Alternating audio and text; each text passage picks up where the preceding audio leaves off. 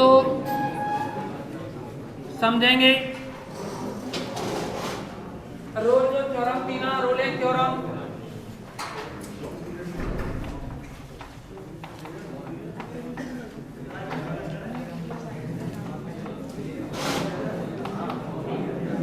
ये स्टेटमेंट है इसका, यदि समृद्ध अंतराल ए बी में फलन एफ, सुने कथन है इसका, यदि समृद्ध अंतराल ए बी में फलन एफ इस प्रकार परिभाषित है कि number 1 close interval a b में सतत है, क्लोज इंटरवल ए बी में कैसा है, सतत है, और विवृत अंतराल जो ए बी है उसमें अवकलनीय है। किताब में ये गलत बना हुआ है, दोनों को क्लोज कर दिया है ना। तीसरा है एफ ऑफ ए बराबर एफ ऑफ बी, तो ओपन इंटरवल ए बी में कम से कम एक ऐसा बिंदु सी विद्यमान होता है जिसके लिए f dash c equal to 0। तो कथन को हम लिखा नहीं रहे हैं, पहले आपको लिखा चुके हैं, ठीक है ना। लास्ट जो क्लास थी उसमें लिखा दिया ना आपको, तो यहाँ कथन को नहीं लिखा रहे। अब देखिए यहाँ आपको जो प्रूव करना है वो है कि सी कोई पॉइंट होगा जो कि ओपन इंटरवल ए बी में होगा, लेकिन कैसा होगा, इस प्रकार से होगा कि सी पॉइंट पर फलन के डेरिवेटिव की वैल्यू कितनी है, 0। कितनी प्रूव करनी है, इसके डेरिवेटिव की वैल्यू 0। अब आप देखेंगे यहाँ चूंकि f of x close interval a b में अवकलनीय है, वैसे अवकलनीयता ओपन में ही देखी जाएगी, ठीक है ना। F of x open interval a b में अवकलनीय है,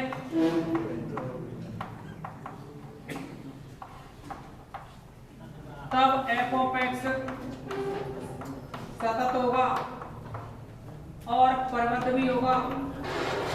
ये कैसा होगा, सतत और परिबद्ध होगा, सतत होगा तथा परिबद्ध होगा।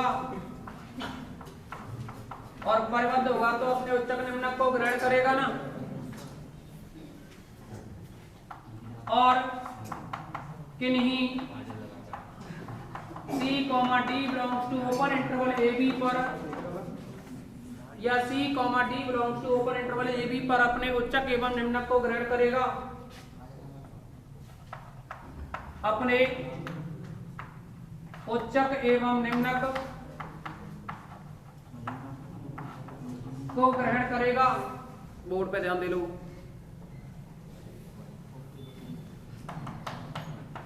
ग्रहण करेगा। अब देखो उच्चक और निम्नक को ग्रहण करेगा। सी और डी दो पॉइंट ऐसे हैं जिन पर फलन अपने उच्चक को और निम्नक को ग्रहण करता है, अर्थात f of c equal to capital M उच्चक मान लिया तथा f of d equal to कितना है, स्मॉल एम, ये निम्नक मान लिया। अब हमें सिद्ध क्या करना है, f dash c equal to 0। तो देखिए दो तरीके हैं इसके, दो तरह से सिद्ध कर सकते हो इसको। हम क्या कर रहे हैं, इसको विरोधाभास की हेल्प से सिद्ध करेंगे। तो देखिए इसमें और डार्बू प्रमेय का उपयोग करते हुए सिद्ध करेंगे। किसके अकॉर्डिंग, डार्बू प्रमेय के अकॉर्डिंग। तो ये लेके चलेंगे हम, संभव हो तो माना, संभव हो तो माना f dash c not equal to 0। ये जो सिद्ध करना है ना कि सी पॉइंट पर फोर और c belongs to open interval a b, यानी सी पॉइंट जो ए बी में से लिया गया है उस पर एफ डैश सी क्या है, 0 सिद्ध करना है। हम लेके चल रहे हैं कि 0 नहीं है, और 0 नहीं है तो कल की जो डार्बू थ्योरम थी उसके ही अकॉर्डिंग क्या बन जाएगा, तब एफ डैश सी ग्रेटर देन 0 होगा या फिर एफ डैश सी लेस देन 0। कोई दिक्कत तो नहीं।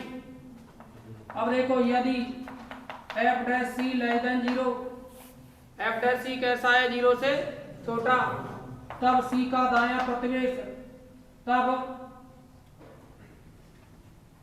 C belongs to C, C plus delta.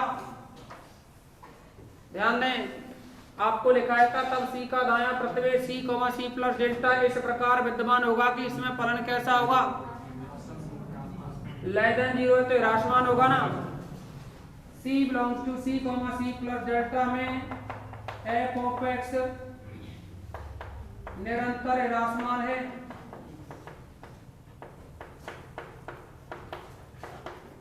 ध्यान दें सी और इधर सी प्लस डेल्टा, इसमें फलन ह्रासमान है, इसका मतलब है ऐसे आगे बढ़ते जाए तो फलन का मान कैसा हो, घटते जाए तो मान लीजिए x यहाँ है कोई पॉइंट, तो x पे फलन का मान घट जाएगा ना, c पे फलन का मान बढ़ जाएगा ना, यही तो होगा।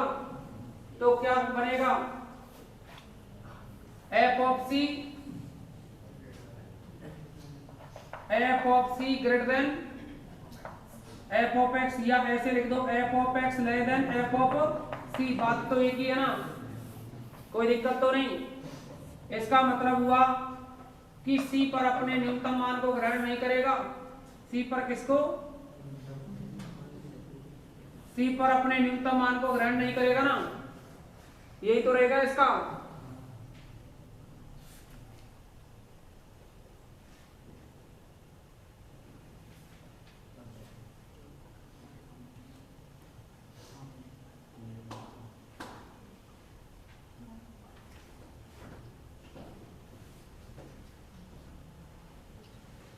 सी पे हमने क्या माना है, उच्चक ही तो माना है, एम क्या माना है, उच्चक, सी पॉइंट पे उच्चक माना है और डी पॉइंट पे क्या माना है, निम्नक।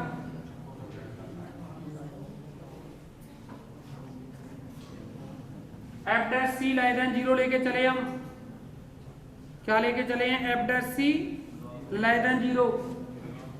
चलो एक मिनट सुनो, इसको एक बार दोबारा से लिखेंगे हम। ये जो पॉइंट है ना इंटरवल, इस इंटरवल को सुनो, सी का बायां भी प्रतिवेश होगा और दायां भी होगा, सी का क्या होगा, बायां प्रतिवेश भी होगा और दायां प्रतिवेश भी होगा, क्योंकि सी तो कहां से लिया गया है, सी तो ए और बी में से लिया गया है, सी पॉइंट यहाँ कहीं भी होगा तो इसका दायां बायां प्रतिवेश बन जाएगा। तो हम यहाँ इसका दायां प्रतिवेश नहीं ले रहे, बायां प्रतिवेश ले रहे हैं, सी माइनस डेल्टा कॉमा सी, ठीक है ना।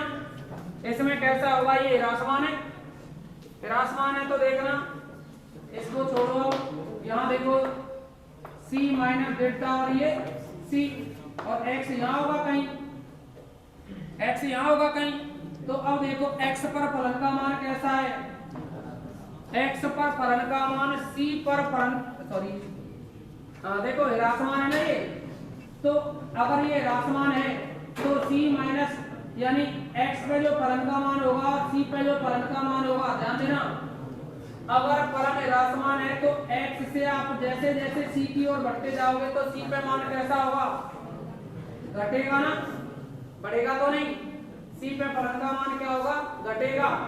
अच्छा घटेगा तो यानी न्यूनतम मान मिलेगा c पे, क्या मिलेगा, c पर न्यूनतम मान, तो यानी कंडीशन है इस तरह से f of x greater than f of c, और c पे मान है क्या, c पे मान है क्या, उच्चक कैपिटल M, c पे तो उच्चक M है, तो ये क्या है, जबकि यहाँ देखें तो c पे क्या होगा, अगर फलन ह्रासमान है तो c पे तो न्यूनतम मान होगा ना, छोटा वाला मान, तो इसका मतलब हम ये कह सकते हैं जो कि उच्चक होने का विरोधाभास है कि c पे उच्चक नहीं होगा, c तो न्यूनतम मान है, उच्चक होगा तो किधर आएगा उच्चक, इधर तरफ इस तरफ बढ़ने पे मिलेगा उच्चक, तो ठीक है ना। तो क्या कह देंगे, जो कि f of c equal to capital M का उच्चक होने का विरोधाभास है,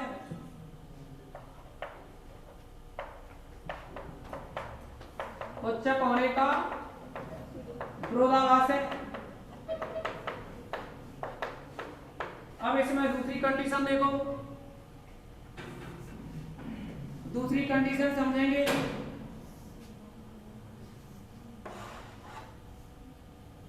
यहां तो f dash c less than 0 लिया, अब दूसरी कंडीशन देखो, यदि f dash c greater than 0 तब c belongs to c comma c plus del में फलन कैसा होगा, देखो ग्रेटर देन 0 है तो वर्तमान में फलन निरंतर एकदिष्ट वर्तमान होगा, निरंतर एकदिष्ट वर्तमान होगा, ठीक है ना। अब इसमें इस इंटरवल में ये फलन निरंतर एकदिष्ट वर्धमान होगा, तो इसका मतलब हुआ C बिलोंग्स टू। अब देखो ये इंटरवल है यहाँ C और ये C प्लस डेल्टा, इसमें फलन का मान बढ़ते बढ़ते जा रहा है इधर। तो अगर x यहाँ है तो f ऑफ c और जो f ऑफ x है इनमें देखना, अगर मान बढ़ते बढ़ते जा रहा है ना तो f ऑफ x का मान बड़ा होगा ना f ऑफ c से, तो क्या लिखोगे तब f of x greater then होगा f ऑफ c से, और f ऑफ c पे मान कितना है कैपिटल M, मान कितना है कैपिटल M, जबकि होगा क्या c पे मान छोटा होगा ना। तो ये क्या हुआ, जो कि पुनः विरोधाभास है, अरे कल की तरह तो है, जो कि पुनः विरोधाभास है, तब क्या सही है, यानी इस बात का विरोधाभास हो रहा है ना, ये ना तो यानी ये जो लेके चले थे कि f dash c not equal to 0, तो इस बात का विरोधाभास हो गया, तो क्या सही है, तब C belongs to open interval AB के लिए, इस AB के लिए f dash c equal to क्या होगा 0 होगा। इसी प्रकार क्या है, इसी प्रकार जो ये लेके चले ना f of d equal to small m, इसके लिए विरोधाभास होगा। इसी प्रकार f of d equal to small m होने पर भी कोई दूसरा पॉइंट लेंगे, वहां C है तो यहाँ कुछ और भी ले सकते हैं, या C के लिए ही लिख दो, होने पर भी f dash c equal to 0 होगा, C की जगह यहाँ D है ना, होने पर भी f dash d equal to क्या होगा 0 होगा। फलतः C belongs to open interval AB में f dash c equal to 0 होगा, नोट कर दो।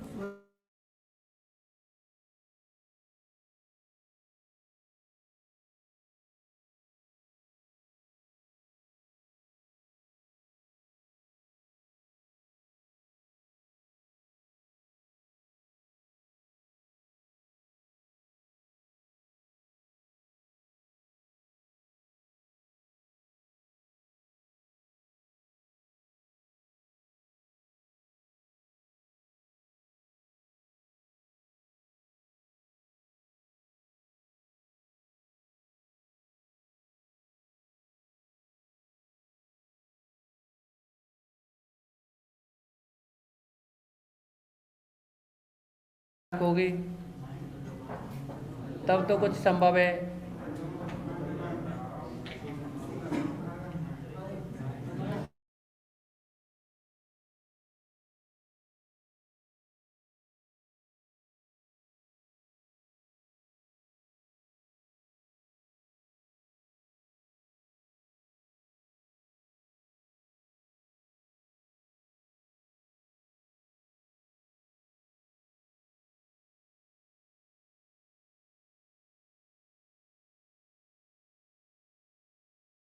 रख ले कॉपी में लिख के।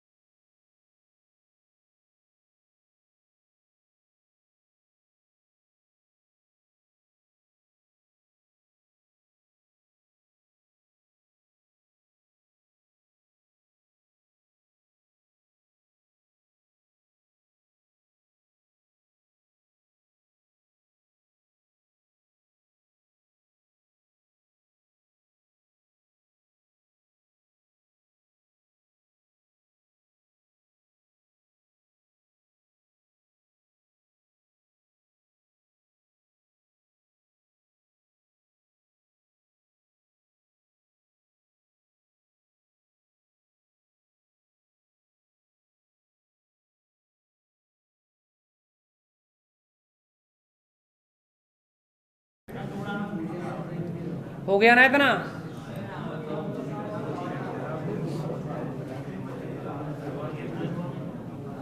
अब देखो रोले प्रमेय के ज्यामितीय और बीजीय अर्थ आएंगे।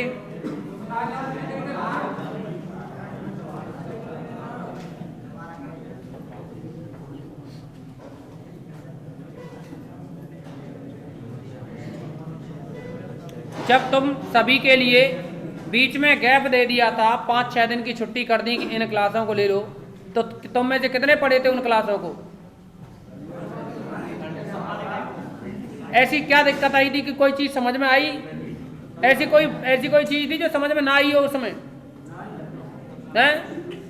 जिन्होंने पढ़ी हो वो क्लास, और किसी को दिक्कत आई क्या जो पढ़ाया गया था उनमें? और जब क्लास ही नहीं लोगे, तुम्हें ये चाहिए दोबारा से, तो कोई दोबारा नहीं कराएगा। आप भूल जाओ। आप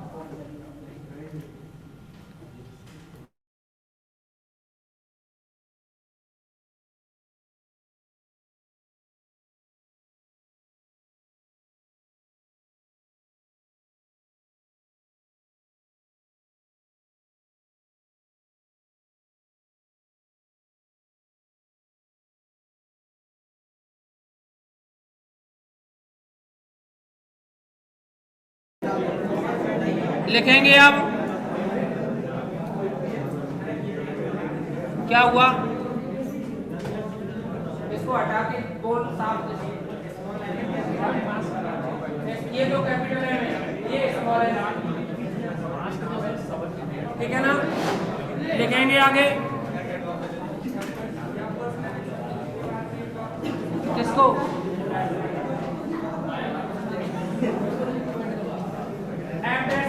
जीरो होने पे वर्तमान होगा या राजमान होगा, ये बताना।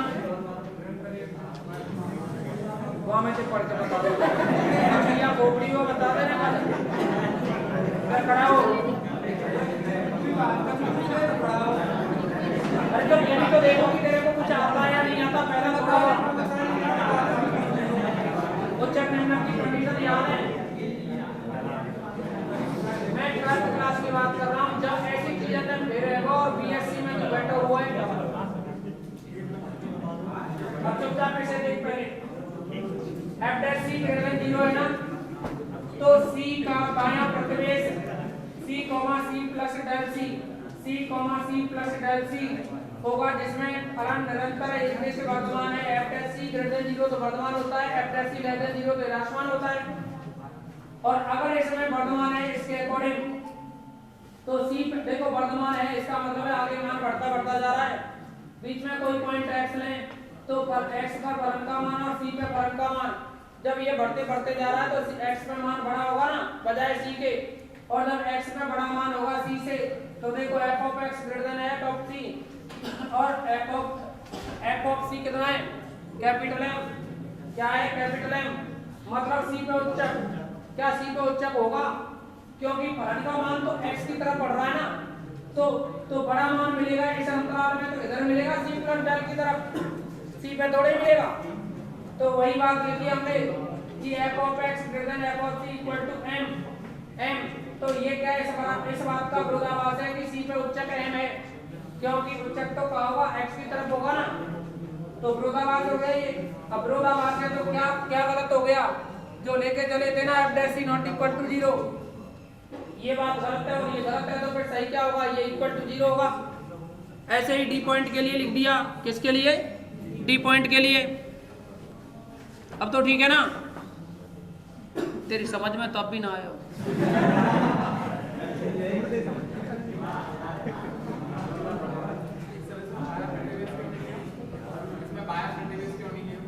क्या इसमें बाया प्रतिवेश क्यों नहीं लिया सीमा? बायां प्रतिवेश क्यों नहीं लिया? मैंने वो थ्योरम बताई थी ना डार्बो प्रमेय, उसके लिए एक नोट पॉइंट लिखाया था, दाया बायां भी तो चल रहे थे वहां, और सी का दायां प्रतिवेश एक साथ। फिर वही बात आती है ना कि अगर सी का दायां बायां प्रतिवेश है, तो हम तो सी पॉइंट की बात कर रहे हैं, ये बायां हो गया और ये दायां हो गया, तो एक तो सी के इस तरफ आओगे बाईं तरफ, एक सी के दाईं तरफ आओगे, तो सी का दायां बायां ही लेना पड़ेगा ना। इसमें सर आपने दाया लिया, मैं कह रहा हूं बाया क्यों नहीं लिया? किसमें लिया? वर्तमान वाले में। अगर बायां लेते तो पॉसिबल हो ही जाता फिर, और इसमें दोनों बातें सोच के चलनी होंगी कि बायां लेने पे भी हो रहा है तो दायां लेने पे भी होगा क्या, समझे कि नहीं? पूरे के लिए सोचना पड़ेगा ना ये, तो ऐसे नहीं है एक बात सोच के ही छोड़ दें। जैसे लिमिट पॉइंट की डेफिनेशन है, सीमा बिंदु की परिभाषा, वो आगे बताई जाएगी, उसमें भी वही बात आएगी। और भी काफी सारी ऐसी बातें होती हैं, जैसे हम आपको कहें कि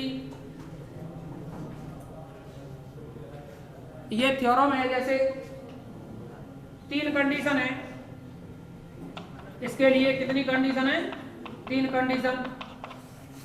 तो अगर तीनों कंडीशन सेटिस्फाई हो जाएं, मतलब ये है कि क्लोज इंटरवल ए बी में कैसा सतत, इस प्रमेय में ओपन इंटरवल ए बी में कैसा है, अवकलनीय, और f of a equal to f of b.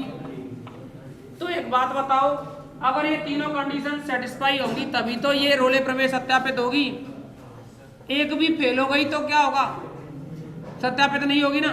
तो वही बात वहां है कि चलो माना अपने बाएं प्रतिवेश के लिए सत्यापित हो रहा है, तो क्या दाएं के लिए भी होगा? तो एक जगह नहीं हो रहा तो इसका मतलब फिर कोई जरूरी नहीं है कि वो हमेशा सत्य हो। प्रमेय तो उस काम के लिए है कि सदैव सत्य हो, हर एक कंडीशन पे क्या हो, सत्य हो। ऐसे नहीं, अगर वो सत्य नहीं कहेगा तो प्रमेय के कथन में ही दे देगा कि ये इस पॉइंट पर सत्य नहीं है। अदरवाइज कोई भी स्टेटमेंट हो वो लिख दिया उसने, तो इसका मतलब दुनिया की कोई भी चीज उसे गलत नहीं कर सकती, समझे कि नहीं? और आप अगर ऐसे करके चले, तुमने कहा कि बायां ले लें, ठीक है सत्य हो रहा है, लेकिन दाएं के लिए भी तो देखो फिर, तो उसके लिए सत्य नहीं हो रहा तो फिर सोच लो कि ये होगा ही नहीं सत्य, ठीक है ना। अब आप इस पे एक तो ज्यामितीय व्याख्या रहेगी और एक रहेगी इसकी बीजीय व्याख्या, या बीजीय अर्थ और ज्यामितीय अर्थ, इसके बारे में डिस्कस करेंगे।